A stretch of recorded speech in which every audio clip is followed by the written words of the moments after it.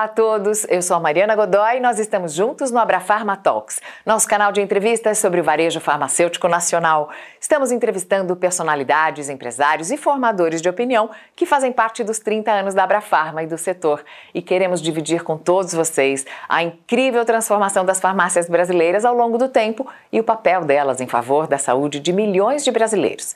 Nesse episódio, vamos lembrar como tudo começou. O ano era 1991 e o varejo farmacêutico precisava se afirmar como um setor estratégico e com peso nas negociações com o poder público.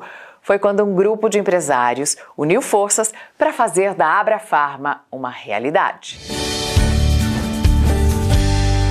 Nós estamos aqui hoje com Ronaldo Carvalho, ele é acionista da Drogaria São Paulo, que faz parte do grupo DPSP e foi um dos primeiros diretores da Abrafarma 30 anos atrás, começou a Abrafarma. Você foi diretor entre 91 e 94? Fui o presidente e eu é que tive a ideia de reunir as redes de farmácia para que se conhecessem.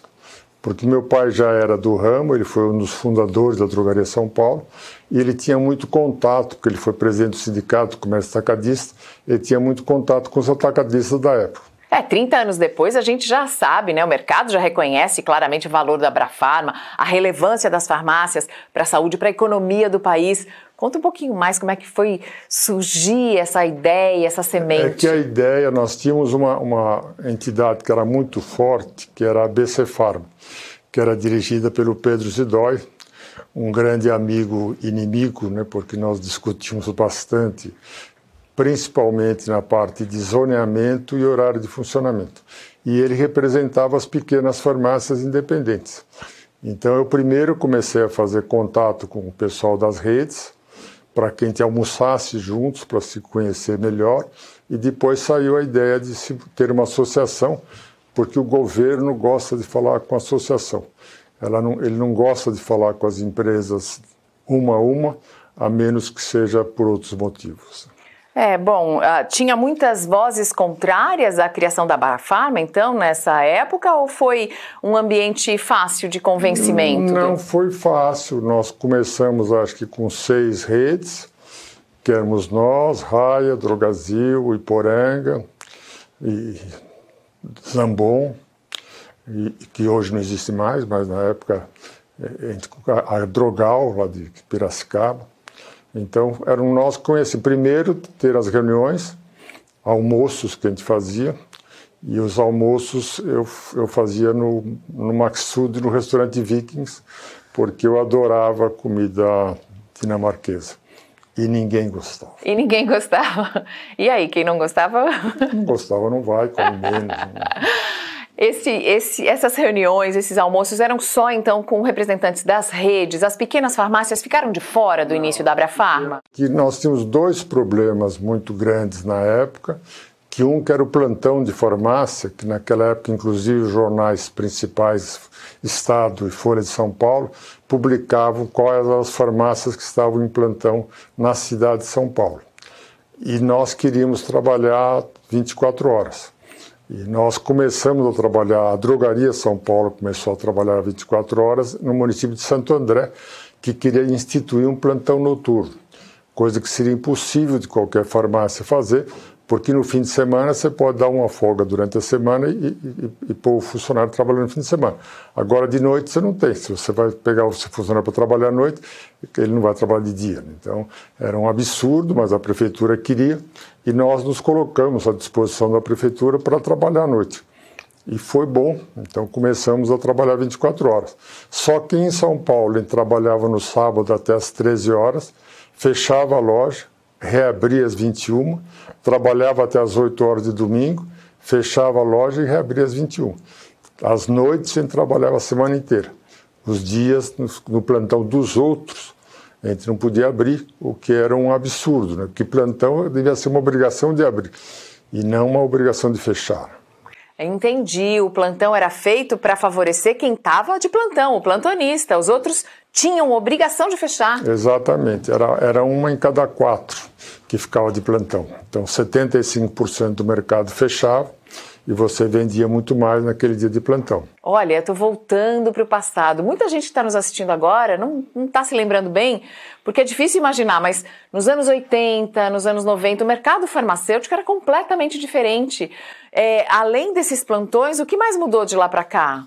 Hoje isso acabou. A pequena farmácia também entendeu que é melhor ela não trabalhar no fim de semana, nenhum fim de semana, e deixa as grandes redes trabalhar. Com mais estrutura, até para pagar funcionário à noite. Não precisa se preocupar mais com o plantão. E outro ponto que foi uma briga muito grande, que era o zoneamento de farmácia, que houve aqui em São Paulo, começou em Campinas, se não me engano, houve em São Vicente. O zoneamento de São Vicente, você só podia abrir uma nova farmácia a 800 metros de uma já existente. Então eu colocava lá, quando ia discutir com a Prefeitura de São Vicente, eu abria na Serra do Mar ou no meio do oceano. Porchal, porque era um absurdo. Vou te fazer uma pergunta agora, bem específica sobre essa parte do comércio e da proteção ao dono da loja. Nós não tínhamos, então, farmácias abertas nos fins de semana, a não ser aquelas que fossem as plantonistas, para favorecer aquela que estava fazendo o plantão. E tinha essa regra de distanciamento entre uma loja e outra, variava o distanciamento de cidade para cidade. Em São Vicente, por exemplo, 800 metros. Isso era para proteger o pequeno lojista? Era para proteger e nós não entendemos, porque quando a gente foi conversar, a Luísa Erundina era vereadora de São Paulo, presidente da Comissão de Saúde aqui da Câmara Municipal, e ela foi contrária a isso. Aí eu fui agradecer a ela por ser contrária, e ela disse, mas eu tinha certeza que a lei era de vocês. Vocês que gostam de reserva de mercado, vocês os grandes, os capitalistas. E aí que eu pensei, né? Minha neta vai me xingar um dia, porque a gente podia ter deixado a lei de zoneamento, comprava aquela farmácia pequena e ficava protegido da concorrência. Hoje, então, se tem farmácia em cada esquina e se tem várias no mesmo quarteirão, é por causa de uma luta da Abrafarma. Uma luta da Abrafarma, do qual eu me orgulho de uma parte e me arrependo de outra. Bom, para o consumidor, às vezes é melhor porque tem mais concorrência, né? Não, é o que a gente sempre defendeu, é o consumidor. Nós temos que pensar primeiro no consumidor, depois em nós. Eu acho que isso deveria ser de todas as empresas comerciais, industriais.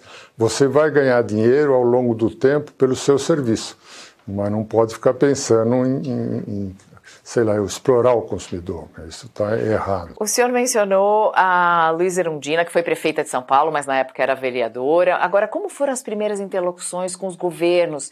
Tinha uma percepção já clara do papel das farmácias naquele momento? Conta pra gente alguma historinha de bastidor, mas com o governo assim, federal, estadual.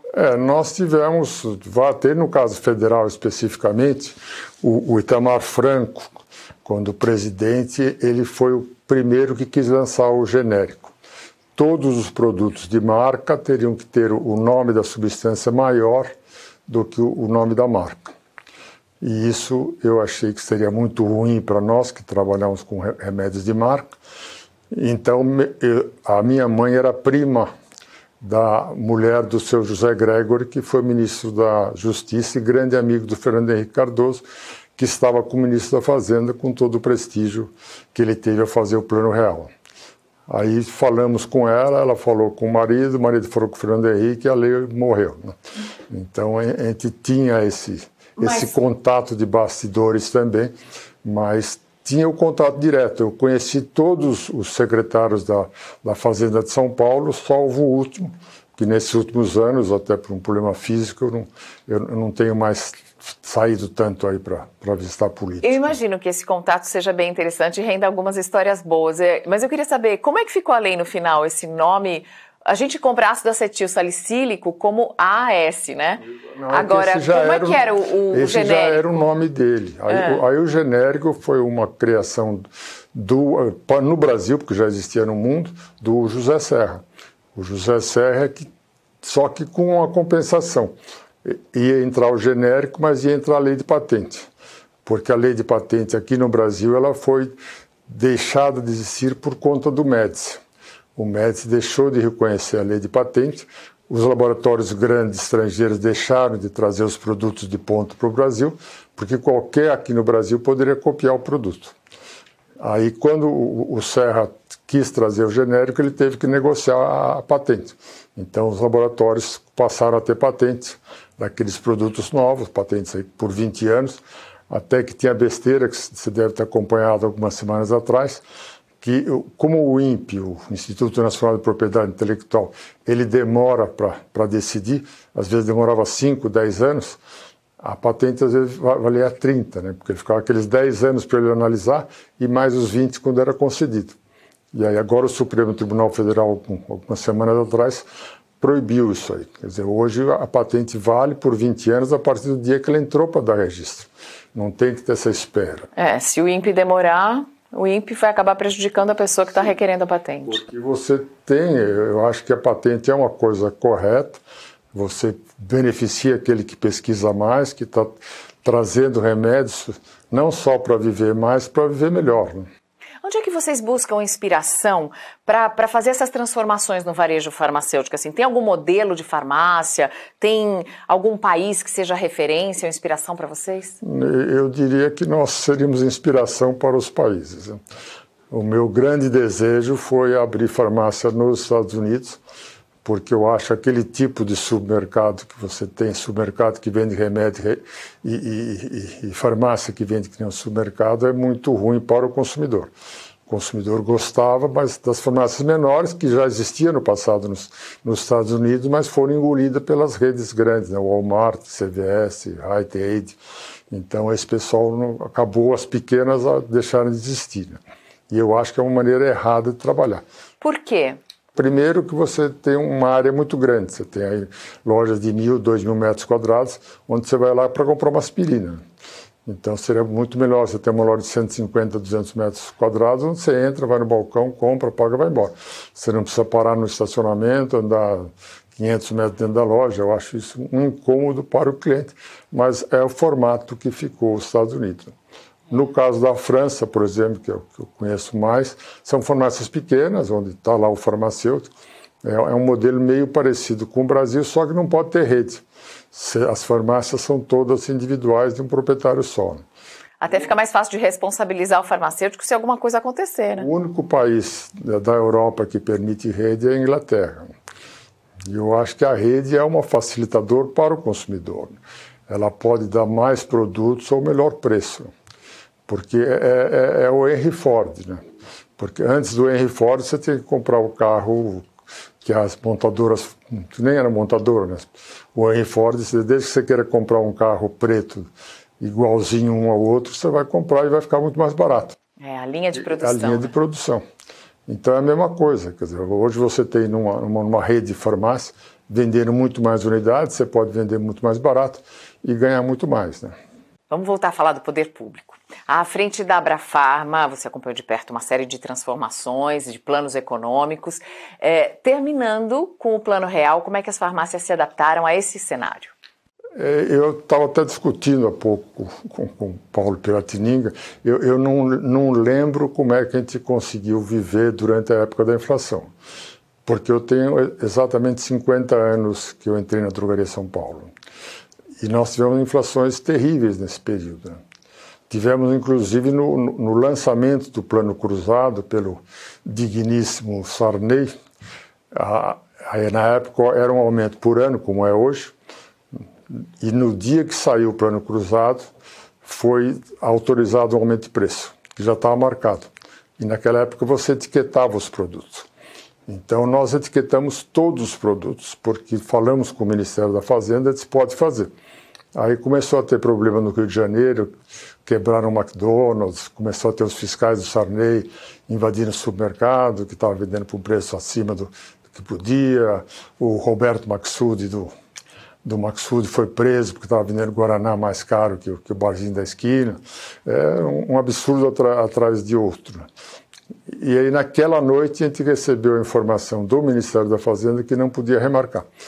Tivemos que arrancar todas as etiquetas que tínhamos colocado e colocar as etiquetas antigas. Tiveram que remarcar, então. Remarcar para baixo. Desfazer todo o trabalho. Isso foram todas as farmácias que fizeram. Realmente era um absurdo isso aí. Mas era uma época terrível, na época da inflação, você não podia planejar. Eu não sei, isso que eu estava comentando, eu não sei como é que a gente viveu, né? A gente viveu, sobreviveu, cresceu. A gente sobreviveu, né? Ronaldo Carvalho também participou e liderou um dos grandes fatos do setor, que foi a fusão entre a Drogarias Pacheco e a Drogaria São Paulo. Gostaria que você falasse um pouquinho sobre esse movimento, como é que ele contribuiu para mudar o varejo farmacêutico? No caso, nós sabíamos, eu conheço o Samuel Barata há muitos anos e sabia como ele agiria. No Rio de Janeiro abriu o Onofre, eles não fizeram nada. No Rio de Janeiro abriu Droga Raia, eles não fizeram nada. No Rio de Janeiro abriu Drogaria São Paulo, ele ficou louco de raiva, abriu 28 lojas em São Paulo. Nós tínhamos aberto 10 lojas no Rio de Janeiro. Foi uma retaliação, então? Nós vamos começar uma briga fratricida, né? Um abre uma aqui, o outro abre... Para o consumidor pode ser que seja bom, mas nós podemos ir para um caminho muito ruim. E a Drogaria Pacheco é o maior nome de farmácia no Rio de Janeiro, a Drogaria São Paulo é o maior nome de farmácia em São Paulo. Então, por que ficar brigando? Vamos parar dessa briga e vamos nos juntar. E vamos montar aquela que será a maior rede de farmácias do Brasil. E foi essa ideia que eu levei para ele, que ele aceitou, e aí começamos. Mas logo após o começo da nossa conversa, a Raia se uniu à Drogasil. E aí, se unindo à Drogasil, hoje eles são a maior rede de farmácia e nós estamos lá no segundo lugar, como diz o Nelson Piquet, é o primeiro a perder. Não, DPSP, Drogarias Pacheco e Drogaria São Paulo, e a Raia com Drogasil, então, na frente como a maior rede hoje do Brasil. Exatamente. E quanto ao futuro? Vamos falar um pouco de futuro, porque a gente já falou daquela época em que tinha anúncio no jornal da drogaria, né? Era a notícia, qual é a farmácia que está aberta nesse fim de semana, onde é que você pode ir comprar remédio à meia-noite. Não só isso, tinha um anúncio muito interessante no jornal A Gazeta, que era o jornal mais importante de São Paulo na época, na década de 50, que o Farto, era um senhor chamado Onofre de Oliveira Farto, ele abriu uma loja no primeiro andar de um prédio na Praça da Sé. E o anúncio dele era: suba que o preço baixa. Suba as escadas, né? Suba um andar que o preço baixa. Realmente uma frase excepcional. Ele sempre teve uma loja só, nunca quis ter mais de uma loja, porque ele achava que podia controlar melhor a loja, mas era o cara que tinha mais ideias nesse ramo. E no final, o mecanismo de controle de uma grande rede é muito similar ao de uma loja pequena, ou é algo mesmo de assustar? É tudo replicar, não? É tudo replicar. É a mesma coisa, cada loja vai ter a sua vida, o seu mix de produtos. Você não tem nada a ver a Vila Nova Conceição com Vila Matilde, cada um tem a sua história. Às vezes até no mesmo bairro, você está em Cerqueira César aqui, por exemplo, você tem a loja da Augusta, que é uma história, tem a loja no Clube Nacional, que é outra história. Porque depende do tipo de consumidor, porque você tem um consumidor que é o que compra perto da sua casa ou o consumidor que compra perto do seu local de trabalho. São essas duas maneiras que a grande maioria dos consumidores agem. E como é que vai ser a loja do futuro? Daqui a 30 anos, como serão as farmácias? Eu acho que não vai mudar muito. Eu não vejo assim uma possibilidade. Acho que vai continuar o varejo como está. E eu não sou muito fã da internet, e eu coloco que a internet é mais ou menos o catálogo da Sears para vender no oeste americano. O catálogo da Sears era uma revista que chegava a todas as casas nas cidades do interior com tudo que tinha dentro da loja, né? Uma loja de departamento gigantesca. Era uma loja de departamento que teve aqui no Brasil, mas é originária dos Estados Unidos, e no século XIX eles mandavam, você escolhia pelo catálogo e 3 meses depois você recebia o produto. Hoje na internet você escolhe pela plataforma e 2 horas depois você recebe. Mas o princípio é exatamente o mesmo. Mas tira o prazer da gente andar pelos corredores escolhendo o que a gente quer. Por isso é que as lojas se desenvolveram. Desenvolveram, inclusive, mais as lojas separadas do que as lojas de departamento. Os brasileiros gostam de alguma coisa com referência dos Estados Unidos. Eu acho que a gente ainda tem que ficar de olho nesse modelo Walgreens. Sim, o pessoal tem alguns, que é o próprio caso do Deusmar, que está aqui, o Drogaria Araújo, que estão indo para esse tipo de drogaria com mercearia, com outros produtos. Até a área de beleza, de cosméticos, eu gosto muito que tenha na farmácia, porque a gente está doente, às vezes, compra um negócio para fazer parte de um tratamento de saúde, mas compra outro só para se sentir melhor, né? Mas faz parte da saúde. Eu acho que a higiene e a produtos de beleza fazem parte da saúde, né? Algumas coisas são tão óbvias hoje, mas tem algumas práticas que começaram com a sua administração na Drogaria São Paulo. Conta um pouquinho sobre algo que todas as farmácias fazem hoje, mas que começou na Drogaria São Paulo. Quando eu entrei, havia um conceito que farmácia sempre tinha falta. Sempre o quê? Tinha falta de produtos.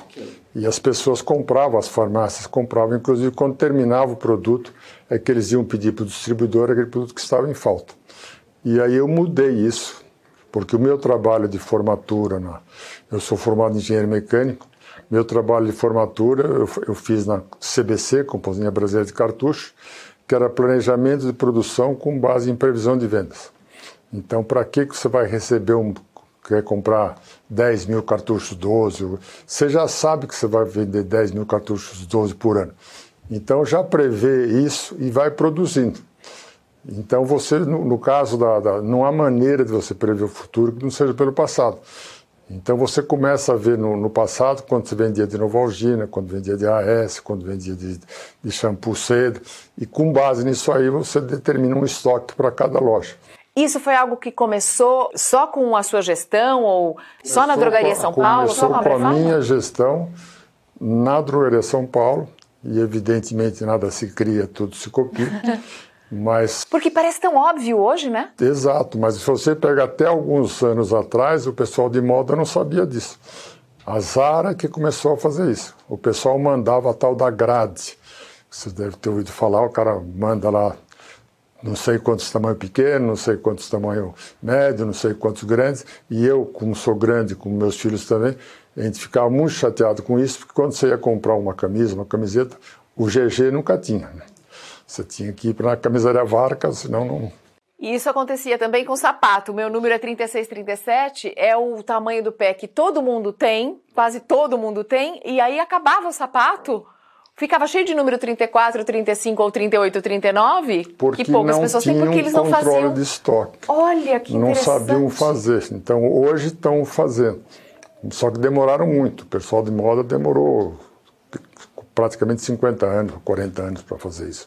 O pessoal de varejo foi mais rápido, principalmente as redes, porque a grande vantagem é que a farmácia é aberta, né? Você vai lá e olha o que o outro está fazendo. Ou contrata o funcionário dele, porque o pessoal roda, né? Ele sai de uma loja, vai para outra, vai para outra. Nós tivemos casos eu visitava lojas concorrentes também. Então, uma dessas lojas, veio o gerente falar comigo, perguntou se eu me lembrava desse, infelizmente não, eu trabalhei no Drogaria São Paulo, não sei de onde e tal. E mais ainda, a nossa companhia só contrata ex-funcionários da Drogaria São Paulo, porque a Drogaria São Paulo prepara bem seus funcionários, então quando eles saem de lá, a gente contrata. Que elogio! Que gostoso receber esse reconhecimento. Ronaldo Carvalho, muito obrigada por compartilhar conosco um pouquinho dessa sua trajetória. Você que é um dos grandes símbolos dessa mudança no varejo farmacêutico nacional. Muito obrigada, foi um prazer nossa conversa. Muito obrigado, prazer. Para ficar por dentro de tudo e não perder nenhum capítulo do Abrafarma Talks, inscreva-se no nosso canal, deixe seu like, assine as notificações. Até a próxima!